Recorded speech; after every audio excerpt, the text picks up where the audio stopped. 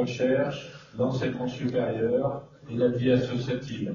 Donc en particulier, concrètement, pour les adhérents qui sont à peu près 250 PME, PMI, situés principalement dans le nord de la France. On fait une newsletter avec une veille réglementaire mensuelle, des webinaires également pour apprendre les bonnes pratiques à nos adhérents.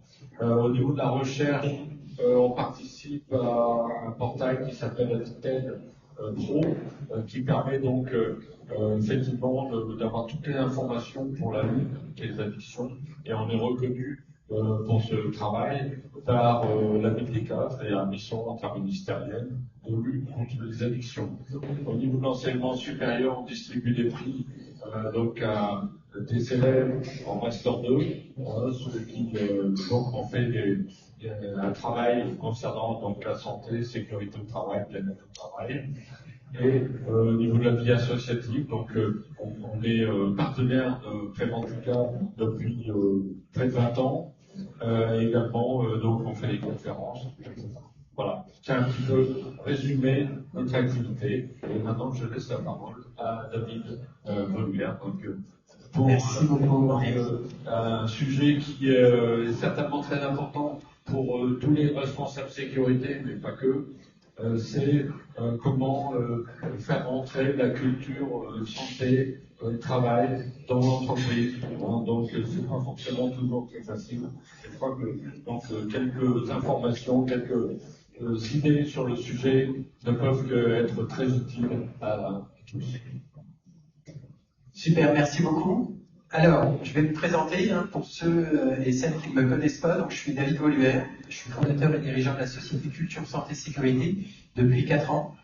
Je suis avant tout papa de 2 enfants, et je suis content parce que mes enfants ils sont venus avec moi aujourd'hui m'accompagner, m'encourager, donc ça me fait plaisir. Je le baisse. Culture Santé Sécurité spécialisée dans 3 activités.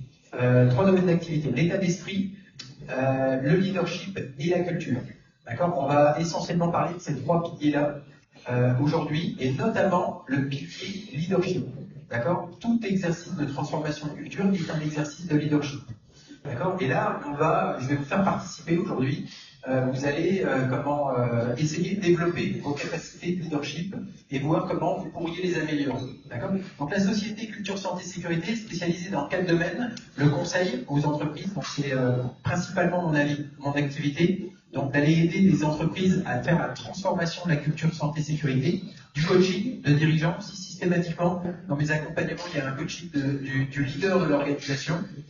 Des conférences comme aujourd'hui et du transfert de connaissances, donc avec tout un tas de modules en ligne, et notamment l'Académie Culture Santé Sécurité que je vous parlerai tout à l'heure, brièvement, parce qu'on n'aura pas le temps de rentrer dans le détail. Donc si vous voulez me contacter, n'hésitez pas à me suivre sur les réseaux sociaux, notamment sur LinkedIn, mais vous pouvez aussi vous abonner à ma chaîne YouTube Culture Santé Sécurité. J'y diffuse en ce moment notamment des interviews de directeurs industriels ou directeurs sécurité. Donc voilà, ça peut vous enrichir et vous donner un petit peu des éléments de comment ils conduisent la transformation de la culture.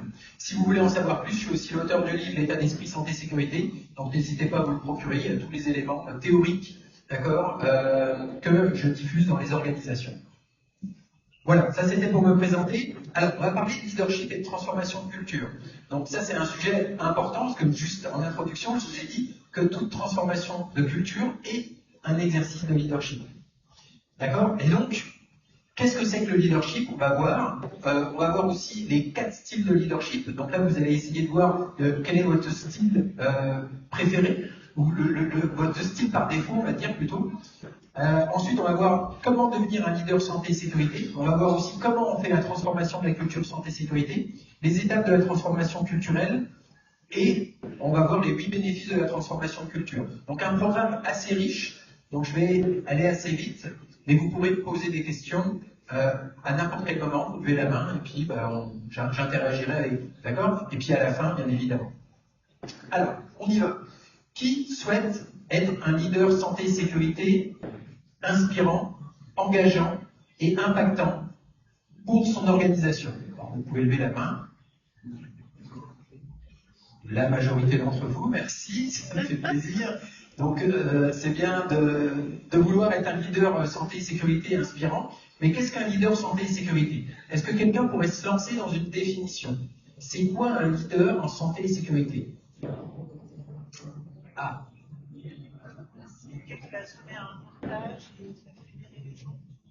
Excellent. C'est quelqu'un qui est capable d'inspirer, de motiver une ou des personnes vers une vision.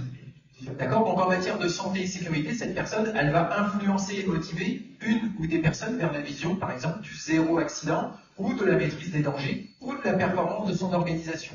D'accord? Donc souvent, on a des leaders qui sont connus parce qu'ils engagent leur entreprise vers la performance. Donc nous, là, l'enjeu en matière de santé et sécurité, c'est qu'on engage en matière de performance, mais aussi qu'on génère des environnements qui créent zéro accident le plus longtemps possible. D'accord? Donc un leader santé et sécurité, c'est une personne qui est capable, donc c'est une capacité. On peut développer cette capacité. Alors on ne nous l'apprend pas, certaines personnes l'ont de manière naturelle, mais on peut la développer, on peut apprendre à la développer. Alors, avant que je vous donne les 5 clés et les 6 capacités à développer, on va regarder c'est quoi les différents styles. Il faut être un performeur, il faut avoir envie de performer. D'accord? Si on n'a pas envie d'aller performer, on va avoir du mal à aller chercher de longues périodes de temps sans accident.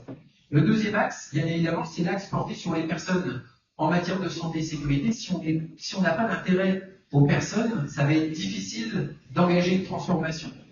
D'accord? Donc c'est les deux principaux axes. Donc bien évidemment, une personne qui est très peu orientée sur la performance et très peu orientée sur les personnes, elle a plutôt un style passif et autoritaire. D'accord? Donc on a tous rencontré des personnes dans notre carrière qui ont des styles comme ceci, c'est-à-dire ils sont passifs, ils voient quelqu'un qui s'expose à des dangers, et puis ils sont comme des ailleurs, ils vont passer à côté, ils ne vont pas oser interagir avec la personne. Et puis on a les personnes qui vont être autoritaires. Donc ils vont voir une personne qui dévie, et de manière autoritaire, ils vont rappeler la personne, donc ils jouent les petits chefs. Donc on a tous rencontré des petits chefs. Attention, je ne suis pas là pour stigmatiser, parce que vous allez voir que en fonction de notre état de fatigue, notre état d'esprit, à un moment donné, on peut tous basculer dans l'état passif ou l'état autoritaire. D'accord? Alors, le style orienté sur la création de valeur, donc sur la performance, c'est généralement des styles transactionnels. Donc par exemple, moi c'est mon style privilégié. D'accord? Dans les organisations où je travaillais avant, c'est plutôt mon style. D'accord? Je suis un transactionnel, c'est-à-dire que je vais être capable de définir une vision, d'être capable de définir une stratégie, je vais être capable de rendre les gens responsables des activités qu'ils doivent faire. Donc d'accord, donc c'est quelqu'un qui tire. Son défaut, c'est qu'à un moment donné, il peut avancer vite, très vite, et puis il peut décrocher les wagons. D'accord? Donc chaque style a des avantages et des inconvénients. Ce qu'il faut, c'est bien comprendre où est-ce qu'on a son style majoritaire, et puis voir, en fonction du contexte de l'organisation, quel style on va devoir aller développer. D'accord? Donc style transactionnel, important. Le style transformationnel, donc ça, c'est les personnes qui sont très orientées sur les personnes, justement. Donc elles vont fédérer, elles vont faire de la coopération, de la collaboration. Leur problème, à eux, c'est qu'à un moment donné, on discute, mais on n'avance pas. On part dans tous les sens. D'accord? Donc on a du mal d'avoir une direction avec un objectif clair et fixe. D'accord? Et le style un petit peu idéal à tout ça, ce serait le style situationnel intégrateur. Donc c'est un petit peu le style qui serait le nec plus ultra du style transformationnel et du style transactionnel. Donc à la fois une personne qui est capable de définir une vision, définir la stratégie pour y arriver, rendre les gens accountable, responsables, les engager, on va dire plutôt, et en même temps d'écouter, de faire collaborer, de faire coopérer des gens ensemble. D'accord? Donc, bien évidemment, moi par exemple, mon style privilégié, c'est le style transactionnel. Mais quand je suis fatigué, d'accord, ou que je suis épuisé, ou que je suis contrarié, ou que je suis fort stressé, je vais basculer en style autoritaire. D'accord? Donc, comme je vous disais tout à l'heure, on n'est pas là pour stigmatiser parce qu'on a tous nos limites. D'accord? Donc, moi, c'est le style autoritaire, certains, ça va être un style passif. D'accord? Est-ce que c'est mieux d'être passif ou autoritaire? Quand on parle de santé et de sécurité et qu'il y a des gens qui sont exposés à des dangers, je ne sais pas. Mais en tous les cas, l'idée c'est de prendre conscience de ça, de savoir où est-ce qu'on se situe, quel est notre style privilégié, et qu'est-ce qu'on devrait développer, ou qu'est-ce qu'on doit développer en fonction du contexte et de la situation de l'organisation. Alors, ça c'était pour les différents styles. Donc par exemple, allez, qui est style transactionnel? Moi. Alors, qui est style transformationnel? Un petit peu plus. Donc j'imagine que les autres, alors j'espère que les autres ne sont pas des passifs autoritaires. D'accord? Si, oui, un passif autoritaire, excellent. Donc, voilà pour les différents styles de leadership. Ce qui est important, et déjà là, vous pouvez commencer à voir qu'est-ce que vous devriez développer comme capacité pour pouvoir, en fonction du contexte de votre organisation, être le leader le plus approprié pour influencer et motiver les personnes vers votre vision, y compris votre direction générale, d'accord, ou votre CIO. Alors, qu'est-ce qui vous empêche aujourd'hui d'être un leader intégrateur situationnel? Dites-moi. Qu'est-ce qui vous empêche d'être le leader nec plus ultra, à la fois capable de motiver des gens vers une vision, d'avoir une stratégie fixe, faire collaborer, faire participer, engager? Qu'est-ce qui vous empêche? Rien. Il n'y a rien qui vous empêche. Il y a des capacités, on peut les développer. Comme on a appris à marcher, on peut apprendre à développer des capacités. Alors, moi je vais là vous présenter des clés. Alors, normalement, vous êtes assis sur des prospectus, et sur un des prospectus, vous avez un prospectus qui s'appelle l'Académie Culture Santé Sécurité, d'accord, sur le siège à côté de vous. Vous allez l'ouvrir, et vous allez pouvoir vous auto-évaluer. D'accord? Donc, je vais vous expliquer un certain nombre de caractéristiques du leader, donc 5 clés fondamentales et 6 capacités à développer, et vous allez pouvoir vous évaluer sur une échelle de 1 à 10 et définir une action qui vous permettrait, en fonction de ce que vous avez entendu, de vous développer.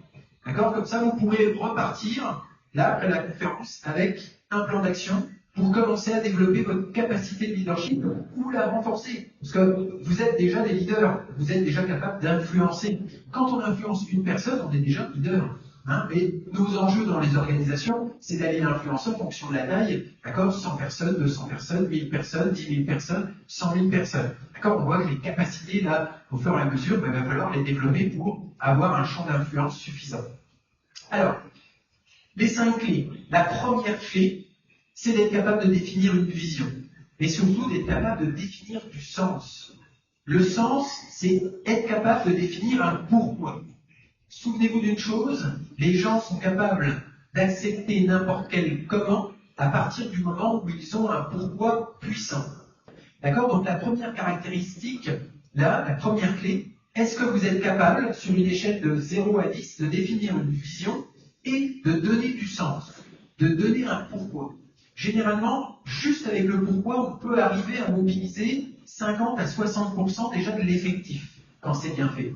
D'accord? Quand je fais ça avec des directeurs d'usine ou des directeurs généraux, d'accord? C'est ça qu'on essaye de viser. Hein? On va aller essayer d'aller capter l'attention et capter l'énergie de ces gens-là. D'accord? Donc, quelle est votre capacité sur une échelle de 0 à 10? Vous pouvez vous auto-évaluer. Qu'est-ce que vous devriez développer pour être capable de définir une vision et de donner du sens? La deuxième clé, c'est l'influence. Tout à l'heure, je vous ai dit, un leader, c'est une personne capable d'influencer, de motiver une ou des personnes vers une vision. Donc, qu'est-ce qu'on va aller influencer? On va aller influencer les perceptions, les croyances, les valeurs et les comportements. D'accord? J'ai mis les comportements à la fin parce que les comportements sont le résultat des éléments avant. D'accord? De notre perception, de nos croyances et de nos valeurs. Donc, quelle est votre capacité à vous, aujourd'hui, en tant que leader, d'influencer les croyances des personnes? C'est-à-dire, quand une personne ne croit pas à zéro accident, quelle est votre capacité à la faire changer d'avis? Quand une personne a des croyances négatives sur la santé et la sécurité, quelle est votre capacité à lui donner des capacités ressources, à lui créer de l'enthousiasme, à lui créer quelque chose de positif, une nouvelle croyance? Donc, quelle est votre capacité à influencer le système de croyance des personnes, donc à passer notamment, généralement, d'une croyance limitante à une croyance ressource? Deuxième, c'est les valeurs. On a tous un système de valeurs. D'accord? Normalement, notre santé, notre sécurité est notre capital le plus précieux. Sans notre santé et notre sécurité, on n'est plus rien. Pensez à Steve Jobs. Steve Jobs, un grand leader qui était milliardaire, un cancer, il n'est plus rien. D'accord? Donc notre santé, notre sécurité, normalement, est notre capital le plus important, mais dans les influences sociales dans lesquelles on évolue, on nous demande de travailler, on nous demande d'être productif, on nous demande de faire de la qualité, on nous demande de satisfaire les clients, on nous demande de satisfaire un chef, et donc la priorité, la valeur santé-sécurité, à un moment donné, elle est loin dans la liste. Donc quelle est la capacité que vous avez à faire réémerger la valeur santé-sécurité dans le top priorité du système de valeur de la personne? Pareil au niveau d'une organisation. Alors, avant l'organisation, on va dire au niveau d'une équipe, au niveau d'un site, et après au niveau de plusieurs sites. D'accord? Donc, sur 0 à 10, comment vous vous situez? Qu'est-ce que vous devriez développer pour être capable d'influencer le système de croyance et de valeur? La troisième clé, c'est la notion, c'est tout l'univers des émotions. D'accord? Donc, on est des êtres émotifs. Émotion, ça vient de immovere, en latin, qui veut dire une énergie en mouvement. D'accord? Donc, une émotion, c'est une énergie en mouvement. Donc, le rôle du leader, là, mais quel type d'énergie va créer un mouvement qui va être favorable pour engager les personnes à poser de leur temps et de leur énergie? C'est les deux ressources dont on dispose, hein, notre temps et notre énergie, à moins que vous soyez héritier de Bernard Arnault, d'accord? Mais je ne pense pas, sinon vous ne seriez pas là. Donc, quelle est votre capacité à générer de l'enthousiasme sur la thématique santé et sécurité? Dans de nombreuses organisations, on parle de santé et de sécurité de manière négative. Donc, quelle est votre capacité à aller switcher ça, à recréer de l'enthousiasme, à recréer de l'énergie positive? D'accord? Quelle est votre capacité à comprendre vos émotions, à répondre aux besoins de vos émotions? Quelle est votre capacité à aider une personne à comprendre le besoin des émotions, à comprendre l'émotion qu'elle ressent, à répondre aux besoins de son émotion? Quelle est votre capacité à faire ça? Quelle est votre capacité à faire ça au niveau d'une personne, de 10 personnes, d'un site et d'une organisation multisite? D'accord? Donc sur 0 à 10, vous essayez de vous évaluer. Qu'est-ce qu'il faudrait pour développer votre capacité? Qu'est-ce que vous devriez développer? La quatrième clé, qui est aussi importante, mais qui va découler généralement des trois premières, si elles sont bien faites, c'est engager et impliquer.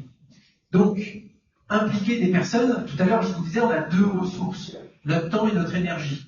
Donc le rôle du leader, c'est de canaliser le temps et l'énergie des personnes vers sa vision. Donc par exemple, 0 accident. Donc comment vous allez engager les personnes à poser des actions concrètes, visibles et efficientes vers votre vision? C'est ça cette capacité-là. D'accord? Donc comment vous jaugez, vous auto-évaluez aujourd'hui sur une échelle entre 0 et 10 sur votre capacité à impliquer, à engager des personnes, et qu'est-ce que vous devriez développer pour passer à la note supérieure? La cinquième clé, c'est la clé de l'exemplarité et de la crédibilité. D'accord? L'exemplarité, c'est fondamental. Les personnes apprennent en copiant les autres. D'accord? On n'apprend pas par rapport à ce que je dis, vous allez apprendre par rapport à ce que je fais. Donc là, essentiellement, je suis assis, comme vous êtes assis. Mais sinon, c'est comme ça que se fait l'apprentissage. C'est comme ça qu'on apprend à marcher. D'accord? On regarde nos parents, on regarde les personnes qui évoluent autour de nous, et avec nos neurones miroirs, on va faire des essais, erreurs, ajustements. D'accord? Et donc, c'est par l'exemplarité que l'on apprend. Donc, le rôle du leader, c'est d'être un exemple, parce qu'il va être copié. Donc, bien évidemment, s'il fait des écarts sur la thématique santé-sécurité, mais il va perdre sa crédibilité. Quand on perd sa crédibilité, on n'est pas capable de durer dans le temps. Donc, on est capable d'aller chercher une performance ponctuelle. Ah oui, on a 1 an sans accident. D'accord? Mais on n'est pas capable d'aller chercher 2 ans. On atteint le premier million d'heures sans accident, mais on n'est pas capable d'aller chercher le deuxième million d'heures. D'accord? Donc, on est capable de faire des one-shots. D'accord? Donc, ça, c'est les clés essentielles. Rien qu'avec ces clés-là, on est capable d'aller chercher des millions d'heures sans accident au travail. D'accord? Donc, c'est des capacités que vous pouvez développer. Donc, on peut développer sa capacité de leader. D'accord? Même si on n'a pas appris, on a essentiellement appris à être des managers, mais on peut développer la capacité d'être un leader. Alors, je vais aller plus loin, parce que dans les accompagnements que je propose, et notamment dans l'Académie Culture Sécurité, s'il y en a qui veulent la rejoindre, une nouvelle promotion en septembre 2025, on ira beaucoup plus loin que ces 5 capacités, ces 6 clés. On va aller dans 6 capacités pour exceller. Là, on va aller encore un petit peu plus loin, et c'est généralement des capacités un petit peu transverses. Mais vous allez voir à quel point elles sont importantes. La première, c'est l'art de communiquer. Donc bien évidemment, le leader, pour s'exprimer, pour influencer et motiver des personnes vers sa vision, ben, il faut qu'il communique, soit par écrit, soit par oral, et il faut que dans sa communication, il puisse générer un impact, il puisse générer quelque chose, une inspiration qui va faire que des gens vont poser de leur temps et de leur énergie vers sa vision. Donc là, ici, on va rentrer un peu plus finement. Quelle est votre capacité à écouter? Quelle est votre capacité à être empathique? Quelle est votre capacité à être assertif? Quelle est votre capacité à donner du feedback? D'accord? Donc là aussi, vous pouvez vous évaluer sur une échelle entre 0 et 10, donc c'est sur la deuxième page. D'accord? Ben, où vous en êtes aujourd'hui et qu'est-ce que vous devriez développer pour passer à la note supérieure? La deuxième capacité, c'est maîtriser les techniques d'influence. Donc, on vit dans un monde où on est tout le temps sous influence. D'accord? Les médias qui nous entourent, le marketing des marques utilisent des techniques d'influence ultra puissantes. Quelle est votre capacité à maîtriser quelques techniques pour faire en sorte que vous motivez, vous inspiriez des gens à repartir à la maison sans blessure chaque jour? D'accord? Donc, sur une échelle de 0 à 10, combien de techniques vous en avez? 2, 5, 10, 0. D'accord? Donc là, ben, ok, en fonction de combien de techniques d'influence vous maîtrisez, ben, vous pouvez vous dire, ok, voilà ce qu'il va falloir que je développe la prochaine fois. Il va falloir peut-être que je développe plutôt 2 techniques d'influence et aller chercher, voilà, quelles techniques d'influence vous pourriez utiliser. C'est comme ça qu'on développe des capacités. Petit à petit, hein, l'idée, c'est pas de tout de suite passer de 0 à 10, mais d'aller chercher petit à petit la plus petite note qui nous permet de passer à la note supérieure, enfin la plus petite action, pardon, et le plus petit pas possible, on appelle ça en coaching, qui nous permet de passer à la note supérieure, pour ne pas se décourager. Donc les techniques d'influence, ça c'est important. Donc l'art d'influencer. La troisième capacité, c'est les choix. Un leader, donc imaginez si vous êtes un CEO d'une entreprise, vous avez plusieurs sites, si vous êtes un directeur d'une usine, vous avez plusieurs départements, vous avez plein de choses qui viennent en contradiction tous les jours. Et comment faire en sorte de décider en maintenant la valeur santé et sécurité en prioritaire, ou être sûr qu'on ne va pas couper sur la santé et la sécurité, parce que, vous voyez, dans les techniques d'influence, je ne vous en ai pas cité une, mais il y a par exemple le pique-nique. Ça vous dit quelque chose, le pique-nique? D'accord? C'est la théorie ABC, Activateur Behavior Consequence. D'accord? Donc, pour influencer une personne, on a des activateurs, par exemple des formations à faire. On se dit, en faisant des formations, on va influencer la personne, on va lui apprendre des techniques, à pouvoir maîtriser comment on manutentionne une charge, en pliant les genoux, en regardant le dos droit, etc. Et en fonction des conséquences qu'elle va avoir, positive immédiate certaine ou négative immédiate certaine, il va y avoir une rétroaction. Et c'est toutes les conséquences positives immédiates certaines qui ont une rétroaction positive sur les comportements. Donc tout ce qui est différé n'a pas d'influence sur le comportement. Donc par exemple, c'est pour ça qu'une personne, par exemple, qui fume, elle a bien conscience que fumer tue, elle n'arrive pas à arrêter. D'accord? Parce que c'est incertain. D'accord? Et puis on connaît tous quelqu'un qui a 80 ans et qui fume encore, et puis qui est en pleine santé. Donc, vous voyez, hop, le rationnel, il vient dire que je limite ma conséquence. Il faut tout de suite que ça soit positif, immédiat, certain. Donc tout de suite que la personne, elle va passer une radio et on le découvre un cancer du poumon, pour que ça va générer une conséquence chez elle. Et là, elle va se dire, ok, j'ai compris. J'ai atteint mon capital le plus important, et si je veux rester en vie, il va falloir que je change mes comportements. D'accord? Donc, c'est ça l'art d'influencer. Mais dans la prise de décision, ça va être la même chose. C'est la capacité à prendre des décisions aussi qui vont être impactantes sur l'organisation. Un leader, à un moment donné, il a des choix à faire. Donc, comment il fait les arbitrages en maintenant la santé et la sécurité, mais aussi à des moments, il faut avoir le courage de prendre des décisions qui vont secouer un peu l'organisation. D'accord? C'est ce que j'appelle des actions impactantes. D'accord? J'ai même inventé un mot pour ça, hein. La volimpaction. D'accord? Bon, je ne vous en dis pas plus aujourd'hui, ceux qui vont découvrir. Alors, la quatrième capacité importante aussi, c'est maîtriser les règles et la motivation progressive associée. Donc, bien évidemment, en santé et sécurité, pour fixer des limites entre ce qui est acceptable et non acceptable, ben, on fixe des règles. D'accord? Ça fixe un cadre, ok? En dehors de ce cadre-là, eh ben, tu risques de t'accidenter ou tu risques une punition, et dans le cadre, ben, c'est bien, c'est positif et on t'encourage.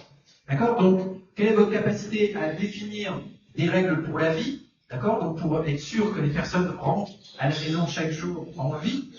D'accord? Quelle est votre capacité à définir des règles de vie, des règles d'ordre culturel? Quelle est votre capacité aussi à maîtriser les outils de motivation progressive?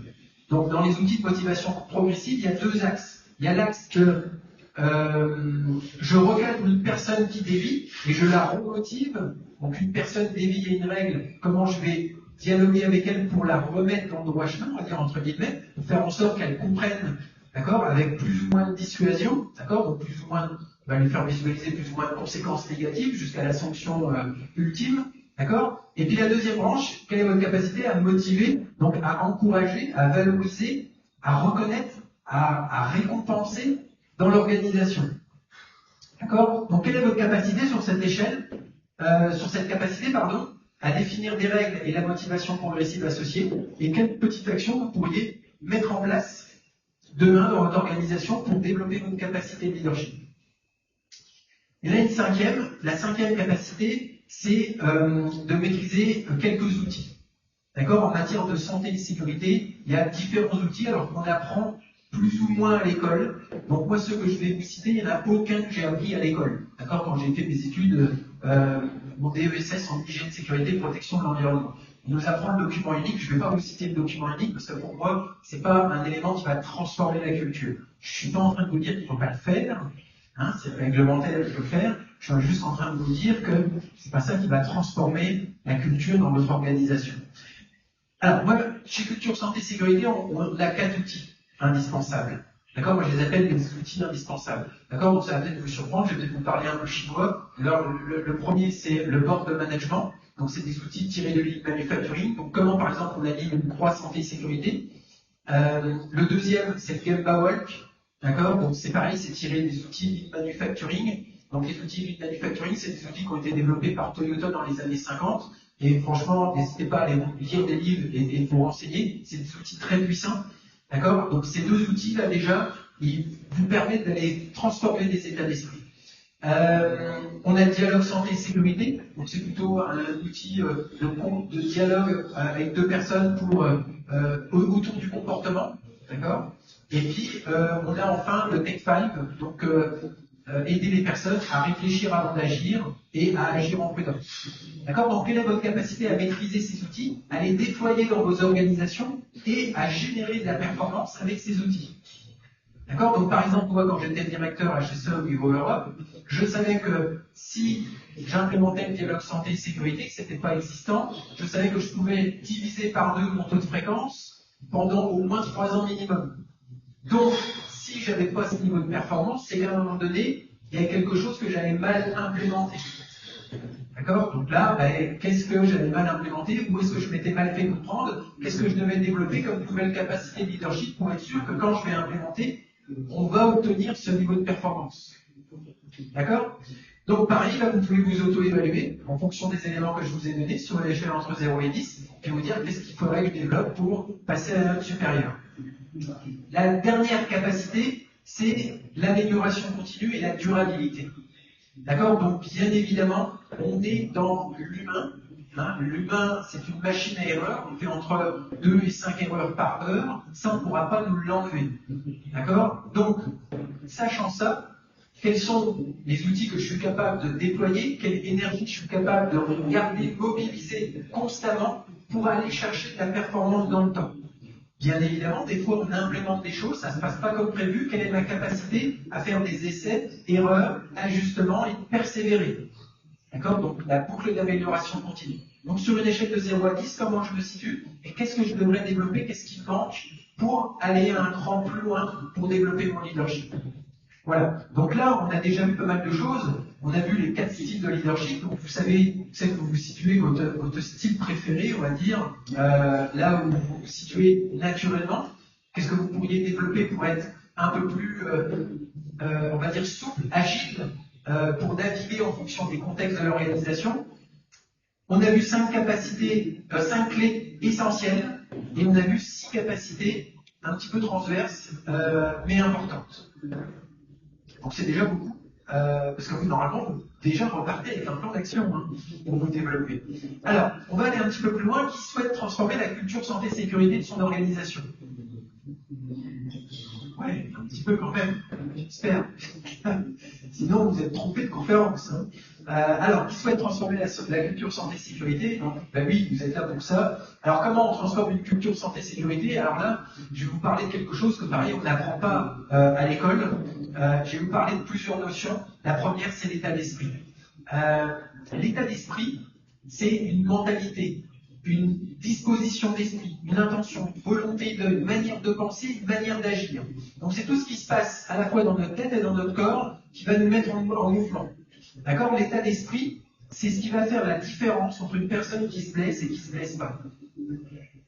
D'accord? Une personne qui n'a pas le bon état d'esprit, elle va se blesser. Donc une personne qui est contrariée, qui est stressée, qui est fatiguée, qui n'a pas le bon état d'esprit, d'accord? Et ça arrive à tout le monde, à un moment donné, d'avoir des fluctuations, l'état d'esprit fluctue, d'accord? Il n'est pas constant, d'accord? Donc il faut avoir la capacité à le switcher pour le remettre dans des dispositions favorables. Mais une personne qui a le bon état d'esprit, il a accès à ces ressources que j'appelle viva. Viva pour V, sa volonté, I, ses intelligences, toutes ses capacités, tous les apprentissages qu'il a eus par le passé. Le deuxième V, la vigilance, la capacité à capter dans mon environnement des signaux de danger. Et A, l'attention, la capacité à concentrer mon énergie attentionnelle sur une tâche. Quand on a accès à Viva, normalement on se blesse pas. Quand on n'a pas accès à Viva, on augmente la probabilité, d'accord, de faire des erreurs et de rencontrer un danger, et donc de se blesser. La première disposition d'esprit qu'il faut aller changer, c'est celle du leader de l'organisation. C'est pour ça que dans tous mes accompagnements de transformation de culture, j'ai systématiquement un coaching du directeur de site ou du directeur général de l'organisation, ou du CIO, d'accord, pour être sûr qu'il va avoir les dispositions d'esprit les plus favorables. Donc on va aller renforcer ses capacités de leadership. Donc on va aller identifier, comme l'exercice que je vous ai fait faire avant, d'accord, qu'est-ce qu'il doit améliorer pour être un leader plus impactant. D'accord? Parce que l'idée, c'est d'aller influencer et motiver, pas un état d'esprit, mais le nombre d'états d'esprit qu'on a dans son organisation. Donc si on a une organisation qui fait 500 personnes, 500 états d'esprit. Si on a une organisation qui fait 10 000, 10 000 personnes. D'accord? Donc, et pour ça, le leader, il va développer les capacités, comme je vous ai dit tout à l'heure. D'accord? Donc en développant ces capacités, il va être capable d'aller influencer et de motiver un ou des états d'esprit, donc des états d'esprit, d'accord, pour former une culture. D'accord? C'est cette culture qui, à son tour, va aller influencer les états d'esprit des personnes d'une manière favorable. Et là, on a un cycle vertueux. Ok? Donc, voilà comment ça fonctionne. Alors, comme il me reste plus que 5 minutes, je vais aller un petit peu vite, mais sachez qu'une culture, c'est très puissant. Une culture, j'ai l'habitude de dire que soit on la transforme, soit c'est elle qui nous transforme, ou elle nous expulse. D'accord? Donc elle nous expulse, soit on se fait virer, ou soit elle nous fait comprendre qu'on n'a pas notre place. Donc on se sent pas bien et on se dit que ça serait mieux que j'aille voir ailleurs. D'accord? Donc, transformer une culture, c'est pas évident. Parce que quand on arrive, c'est là où il va falloir qu'on a la plus grosse possibilité de faire une transformation. Alors quand on est installé et qu'on y est depuis longtemps, il va falloir développer des nouvelles capacités pour créer des surprises, pour créer des nouveaux angles, sinon on continue à pas transformer. On reste dans son cycle et on ne transforme pas une culture. Donc c'est difficile à transformer une culture. Il y a 4 étapes pour transformer une culture. Bien évidemment, il faut il faut évaluer et comprendre c'est quoi la maturité de la culture actuelle de l'organisation. C'est quoi le point de départ. Comme vous, tout à l'heure, je vous ai fait faire un exercice, où est-ce que vous vous situez? C'est quoi votre point de départ? Sans point de départ, ça va être difficile de savoir ce qu'on a réellement à développer. La deuxième chose, et souvent ça, on l'oublie, c'est on dit je veux développer une culture santé-sécurité. Mais oui, mais quelle culture santé-sécurité tu voudrais qu'il existe? Ah. Et généralement, là, il y a un blanc. Parce qu'on n'a pas posé exactement qu'est-ce qu'on veut créer comme culture. Et ça, c'est important de bien identifier ce qu'on veut créer. Parce qu'on a un point initial, on a un point final, et là, on va pouvoir commencer à parler de stratégie. qu'est-ce qu'on doit développer, quel levier on va actionner en tant que leader, quel outil on doit mettre en place qui va nous permettre d'atteindre la situation désirée, donc la culture que l'on souhaite créer. Et bien évidemment, comme je vous l'ai dit tout à l'heure, malgré toutes les bonnes intentions qu'on a, la théorie peut être magnifique, mais sa mise en application peut nous amener à une impasse. Donc, on lance quelque chose et puis ça ne marche pas. Donc là, il faut vraiment l'état d'esprit d'amélioration continue, essai, erreur, ajustement et persévérance. D'accord? Il faut persévérer. C'est un métier où si on n'a pas de persévérance, ça va être difficile de durer parce que on va vite se être démotivé. D'accord? Alors, 8 bénéfices, je voulais vous faire participer, mais je n'ai malheureusement pas le temps, alors je vais vous les balayer très rapidement. Ces 8 bénéfices, on a la réduction, bien évidemment, des accidents de travail. Alors pourquoi je vous parle de bénéfices à transformer une culture santé-sécurité? Parce que je vous ai dit, vous êtes des leaders, la plupart du temps, vous êtes des préventeurs, des responsables HSE, et donc vous devez aller motiver, déjà influencer et motiver votre directeur de site, ou votre directeur général, ou votre CIO. D'accord? Donc c'est bien d'arriver avec quelques arguments qui vont lui parler. D'accord? Parce que souvent on dit la direction n'est pas impliquée. Ah oui, mais qu'est-ce que tu as fait pour l'impliquer? Comment tu lui as parlé? Comment tu as joué ton rôle de leader? Comment tu as été capable d'influencer, de motiver ton CIO à faire en sorte qu'il t'aide à porter le projet? D'accord? Donc bien évidemment, transformer une culture, ça réduit les accidents. Donc on est là pour ça. Quand on parle de santé-sécurité, ça renforce la culture de l'organisation, pas seulement sur la dimension santé-sécurité, mais sur d'autres dimensions. Quand les gens sont plus proactifs, ils ne sont pas plus proactifs uniquement pour la sécurité, ils sont aussi pour la qualité, pour la productivité, pour tout un tas de domaines. Ça améliore la communication entre les personnes. Les personnes se respectent, échangent, ça renforce les liens, donc on a des équipes plus soudées. D'accord? Ça renforce aussi l'engagement et l'implication. Donc les gens posent plus de temps et d'actions qui sont concrètes, efficientes pour l'organisation. D'accord? Pour leur santé et leur sécurité, mais aussi pour l'organisation. C'est là où on va chercher des bénéfices un peu cachés de la transformation d'une culture. Certaines grandes entreprises continuent à embaucher des gens pour aller les aider à transformer la culture parce qu'il y a des bénéfices derrière. Pas uniquement pour les personnes. C'est ça qu'il faut être capable de vendre à sa direction générale. D'accord? Bien évidemment, ça réduit les coûts. D'accord? Donc ça réduit les personnes qui font des erreurs, on réduit les erreurs, on réduit les conséquences négatives des erreurs, donc il y a moins de cas, il y a moins d'erreurs. Ça améliore la réputation de l'organisation et l'image de l'entreprise. Donc bien évidemment, ça permet d'attirer des nouvelles personnes, des personnes qui sont compétentes, des personnes qui ont envie de venir travailler, qui ont envie de s'investir, donc de poser de leur temps et de leur énergie pour une entreprise qui en vaut la peine. Ça attire des talents et puis ça assure une stabilité, une durabilité dans le temps. Moi je l'ai vu quand j'avais des fonctions européennes, les sites qui sont capables de maintenir une performance santé et sécurité dans le temps maintiennent une performance sur les indicateurs de productivité et de qualité dans le temps. D'accord? Il n'y a pas de secret. Donc on a des véritables leviers pour nous aller influencer, motiver nos directions générales, des personnes, à poser de leur temps et de leur énergie vers notre action. Donc on a vu pas mal de choses. On a vu la définition du leader, on a vu les 4 styles de leadership, on a vu 5 clés, 6 capacités, on a vu le cercle vertueux de la transformation d'une culture, on a vu les 4 étapes de la transformation, on a vu les 8 bénéfices de la transformation. Voilà. Alors, est-ce qu'il y a des questions? S'il y a des questions, je vais y répondre. Et ceux qui veulent, donc, comme j'en parlais tout à l'heure, j'ouvre la 2e promotion de l'Académie Culture Santé Sécurité. Donc, la 2e promotion aura lieu démarrant en septembre 2025. Donc, je suis dans les phases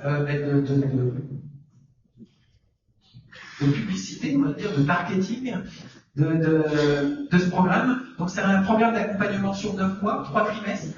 Premier trimestre état d'esprit, 2e trimestre leadership, 3e trimestre transformation culture.